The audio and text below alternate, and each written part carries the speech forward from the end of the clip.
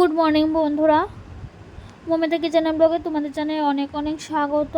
বন্ধুরা, আশা করি তোমরা সবাই অনেকই ভালো আছো।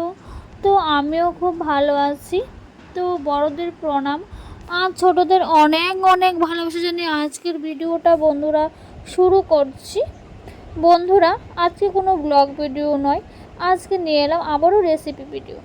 চলো, আজকে আমি বানাবো ঘরোয়া মশলা দিয়ে রুই মাছের ডিমের চচ্চড়ি।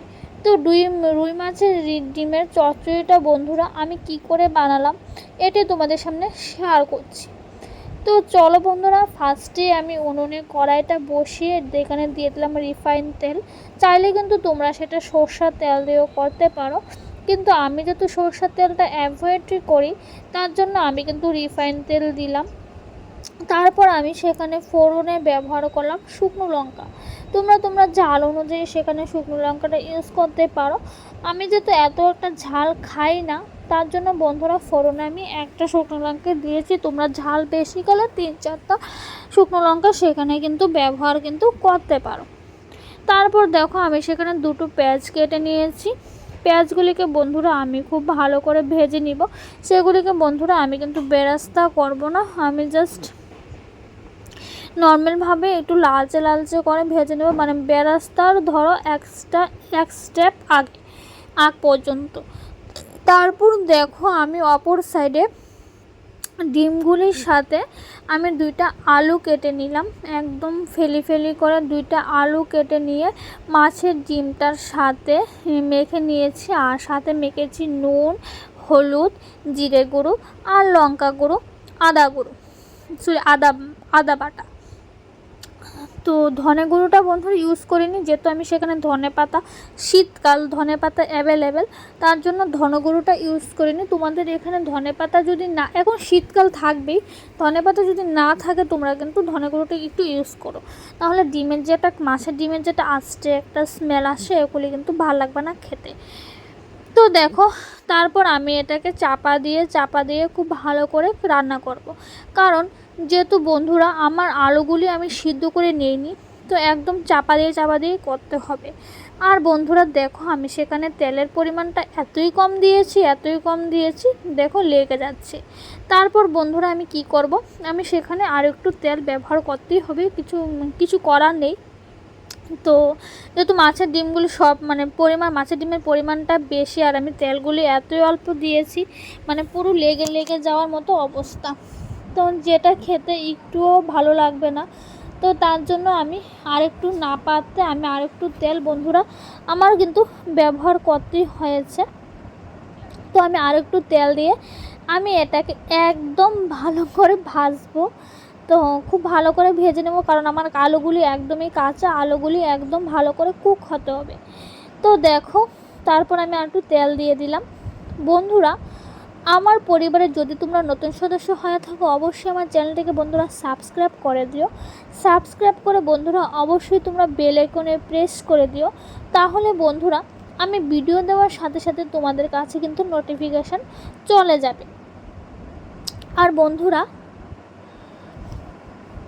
আমার এই ভিডিওটি যদি তোমাদের খুব ভালো লাগে তাহলে বন্ধুরা আমার এই ভিডিওতে অবশ্যই একটা লাইক করে দিও। তোমাদের একটি লাইক কিন্তু বন্ধুরা আমাকে কিন্তু পরবর্তী ভিডিও বানানোর অনেকটা কিন্তু উৎসাহ জাগায়। আর দেখো বন্ধুরা, এখানে কিন্তু আমি মাছের ডিম আর আলুগুলিকে খুব ভালো করে আস্তে করে কুক করে নিচ্ছি। আমার মোটামুটি ভাজা আমার সেখানে হয়ে গেছে। সেখানে যেহেতু আমি একটু চচ্চড়ি টাইপ করব তার জন্য আমি একটু ঝোলের এখানে একটু ঝোল দেব। আর বন্ধুরা এখানে কিন্তু গরম জল ইউজ করবে, এখানে কিন্তু একদমই ঝোলের জন্য একদমই কিন্তু ঠান্ডা জল ইউজ করা যাবে না, কেননা এটার মধ্যে না হলে মাছের ডিমগুলি কিন্তু জমাট বেড়ে যাবে। তো তার জন্য ঠান্ডা জলটা ইউজ করলে, তো তার জন্যই বলছি বন্ধুরা এখানে কিন্তু তোমরা কিন্তু গরম জলটাই ব্যবহার করবে, একদম কিন্তু গরম জলটাই ব্যবহার করতে হবে। তো দেখো আমার কিন্তু ঝোলটা এখানে একটু কম হয়ে গেছে, তো তার জন্য আমি পরবর্তীতে আরও একটু ঝোল দিয়েছিলাম, কারণ যেহেতু এখানে আলু আছে, ডিম আছে, ঝোলটা টেনে যাবে, ভাত দিয়ে মেখে খাওয়া যাবে না। যেহেতু আমরা বাঙালি, আমরা ঝোল ঝোল জিনিসটি একটু বেশি একটু পছন্দ করি। তোমরা চাইলে কিন্তু এটাকে একটু কষা কষাও রাখতে পারো।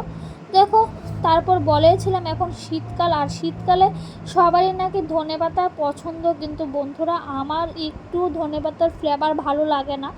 তো কি করবো, আমার মায়ের ভীষণই ধনেপাতা মানে জিনিস ফেভারিট। আমার ধনেপাতা আমার একটু পছন্দ না। আমার ধনেপাতা দিয়ে ডাল ফাল, ধনেপাতা দিয়ে কোনো তরকারি আমার পছন্দ হয় না। ধনে গুঁড়োটা ঠিক আছে, বা এই যে এই ফ্লেভারের ধনেপাতাটা আমার একটু ভালো লাগে না।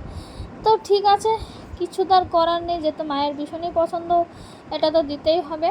তো ঠিক আছে, তো বললামই আমার ঝোলটা একটু কম হয়ে গেছে। তো ঝোলটার জন্য আমি আবারও গরম জল বসালাম, তারপর আবারও গরম জল দিয়ে দিলাম। দিয়ে বন্ধুরা আমি এটাকে খুব ভালো করে কিন্তু কুক করে নেব। একদম কিন্তু সুন্দর করে কুক করতে হবে, না হলে কিন্তু এটা খেতে কিন্তু ভাল লাগবে না। তো চলো বন্ধুরা আমার এই ভিডিওটি যদি তোমরা ফেসবুক থেকে দেখো থাকো অবশ্যই আমার পেজটিকে ফলো করে দিও। অ্যান্ড আমার ভিডিওটি যদি তোমাদের ভালো লাগে থাকে অবশ্যই লাইক অ্যান্ড শেয়ার করে দিও।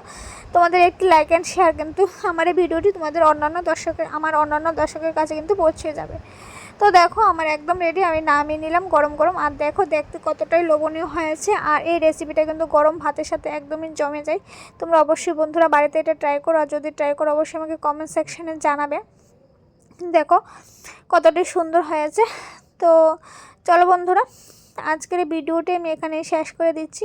ফিরে আসবো নতুন একটা দিন নতুন একটা ভিডিওর মাধ্যমে। সবাই ভালো থাকবে বন্ধুরা, সুস্থ থাকবে। আবারও তোমাদের সামনে দেখা হবে নতুন একটা দিন নতুন একটা ভিডিওর মাধ্যমে। তো আজকের ভিডিওটা আমি এখানেই শেষ করে দিলাম। আবারও দেখা হবে নতুন একটা ভিডিওর মাধ্যমে। টাটা।